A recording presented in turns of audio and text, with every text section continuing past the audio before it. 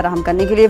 कानपुर से इस वक्त की बड़ी खबर आ रही है जिसका रुख कर लेते हैं। शहर की 5 मस्जिदों के आसपास के इलाके को सील किया गया है। मसाजिद और इलाके को सैनिटाइज किया जा रहा है। लोगों को क्वारंटाइन किया गया है। जमात के 6 लोगों में कोरोना मुस्बत पाया गया था। बाबूपुरवा, कर्नलगंज, मछरिया, नौबस्ता, चमनगंज इलाके को सील कर दिया गया है। कानपुर जिला इंतजामिया सख्त है।